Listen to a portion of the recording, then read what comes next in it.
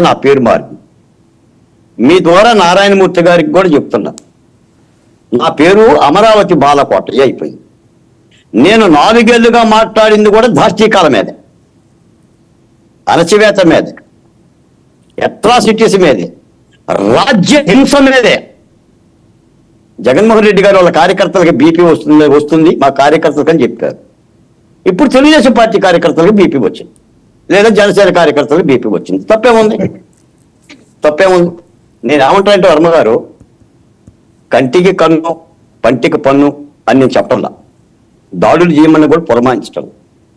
ఇంకా ప్రభుత్వం ఏర్పడాల, చంద్రబాబు నాయుడుకి ప్రమాణ స్వీకారం చెయ్యాలా, దేశ ప్రధాని ప్రమాణ స్వీకారోత్సవంలో ఇద్దరు నాయకులు పవన్ కళ్యాణ్ చంద్రబాబు నాయుడు గారు చాలా అశేషమైన కృషి చేస్తున్నారు, కేంద్ర బాధ్యత. అప్పుడే ఆంధ్రప్రదేశ్ బీహార్ అయిపోయిందా, పాకిస్తాన్ అయిపోయిందా? చట్టాలు పనిచేయట్లేదా? అసలు పోలీసులు లేరా?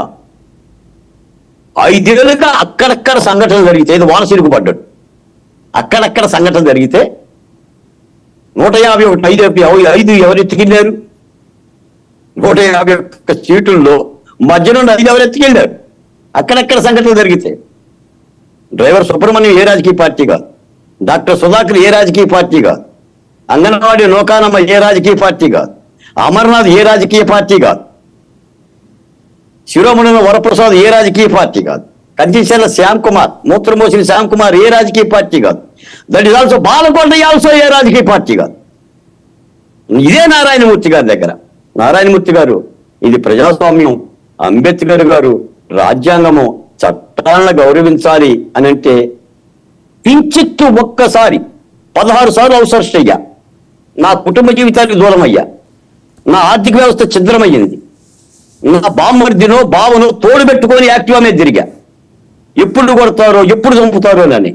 నాకే నా లాయర్లు కూడా లేరు, మీ డిబేట్లోనే వచ్చా. నారాయణమూర్తి గారు ఖండించారా ఇది తప్పు అని? నేను అడుగుతున్నా, నారాయణమూర్తి గారు, మీ ఇంటికి మా ఇల్లు ఎంత దూరమో మా ఇంటికి మీ ఇల్లు అంతే దూరం. తెలియకపోతే స్కేల్ తీసుకొని కోల్ తీసుకోండి. మీరు ఇదే డిబేట్లో, ఇదే TV9, ఇదే 99 డిబేట్లో ఎన్నోసార్లు మీరు వచ్చారు. మహిళల్ని ఏమన్నారు మీరు చెప్పండి? రాజకీయ పార్టీ తెలుగుదేశం వాళ్ళని, జనసేన వాళ్ళని ఏమన్నారు మీరు చెప్పండి? పోనీ పవన్ కళ్యాణ్ గారిని ఏమన్నారు చెప్పండి? ఒకసారి మననం చేసుకోండి, ఒకసారి మననం చేసి. నేను ఆ పదాలు కూడా చెప్పను, మీకున్నది ఒకటే మార్గం. నేను చెప్తున్నాను, గాంధీ గారు అంటారు దుష్టులకు దూరంగా ఉండండి అని. దుష్టులో మంచోలో నాకు తెలియదు. మీరు ప్రతి ఎమ్మెల్యే, మాజీ ఎమ్మెల్యే, మంత్రి ఇల్లు 72 అడుగుల ఎత్తులో గోడలు కట్టుకోండి, చంద్రబాబు నాయుడు గారికి కట్టినట్టు. మీరు కంచి మార్చుకోండి. మీకు ఏదైనా వీలు లేకపోతే ఆంధ్రప్రదేశ్ వదిలేసి మీరు హైదరాబాద్ పోండి. ఎందుకని వెళ్ళారు పాపం వాళ్ళు.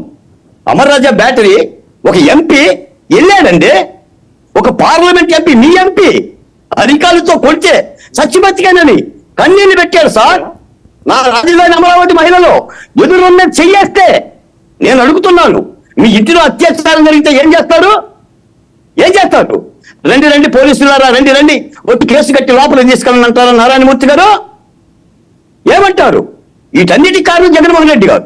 ఈ రోజున తెలుగుదేశం పార్టీ కార్యకర్తలు వల్లభనేని వంశీ ఆఫీస్కి వెళ్ళినా, కొడాలి నాని ఆఫీస్కి వెళ్ళినా, యోగి రమేష్ ఆఫీస్కి వెళ్ళినా మీరే కారణం. మీరు లక్ష్యం కలిగి చేయండి. జగన్మోహన్ రెడ్డి గారికి చేసుకోబోయింది హ్యాపీగా ఉంటాడు. ఆయన లండన్లో ఉంటాడు, అమెరికాలో ఉంటాడు. నాశనం అయ్యేది కార్యకర్తే కదా. ఆ కార్యకర్తలో ఎస్సీ ఎస్టీ బీసీనే కదా. ఎద్దులు కొట్లాడుకుంటే మేకతో కాళ్ళు విరిగినాయి అంట. ఆనాడు చెప్పాం. ఈ విధంగా ఒక దుర్మార్గమైన పరిపాలన మీరు చేసి, మీరు చీపించి ఏనాడు జాలి చీపించారు సార్? ఎవరి మీద జాలి చీపించారు సార్?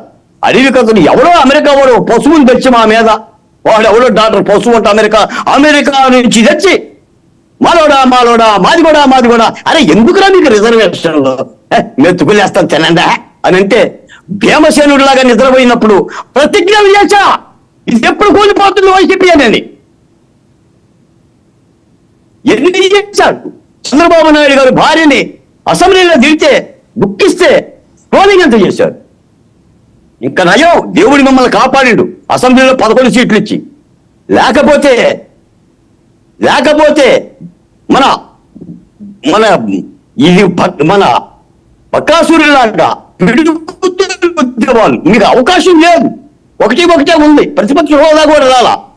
ప్రతిపక్ష హోదా 175, 151 ఇన్ని బూతులు మాట్లాడి ప్రతిపక్షాన్ని రాసిన నేను చెప్తున్నాను సార్ వర్మ గారు, 72 అడుగుల ఎత్తులో మన చంద్రబాబు నాయుడు గారిని దాక్కుంటే, సన్నిల స్నానం చేపిస్తుంటే, దోమలుంటే, అగంతకులు తిరుగుతుంటే, ఆరోగ్యం క్షీణిస్తే ఇదే డిబేట్లలో మీ డిబేట్లలో అరిశాం. ఏమన్నారు పొన్నవల్లి సుధాకర్ గారు? చంద్రబాబు నాయుడు గారు చాలా భద్రంగా ఉన్నాడు, 72 అడుగుల ఎత్తులో ఉన్నాడు నుంచి మీరే అన్నారు. ములాఖతులు రద్దు చేశారే.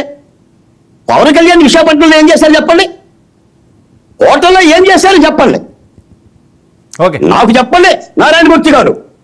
కాబట్టి ఈ దాష్టీకాల కారణం వైసీపీ పార్టీ, వైసీపీ ప్రభుత్వం. పశ్చాత్తాపడండి.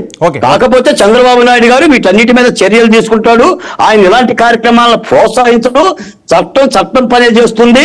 అది చంద్రబాబు నాయుడు గారి యొక్క దక్షత, దమ్ము, పరిపాలన. ఏనాడు కూడా చంద్రబాబు నాయుడు హయాంలో ఇలాంటి దాష్టీకాలు జరగల, మా అమరావతి ఎత్తుకుపోలా.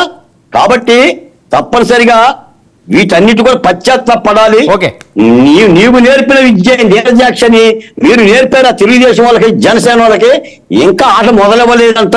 మరి మొదలవుతుందో లేదో నాకైతే తెలియదు, కానీ నేను మాత్రం దాడులను ప్రోత్సహించట్లా.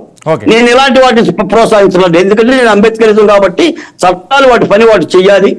చట్టాలు ఉన్నాయి, న్యాయస్థానాలు ఉన్నాయి, మీరు ఫిర్యాదులు చేయొచ్చు. ఆ ఫిర్యాదులకు సంబంధించిన చర్యలు కూడా సంబంధిత అధికారులు తీసుకోవాలి. అలాగనే తీసుకుంటారు.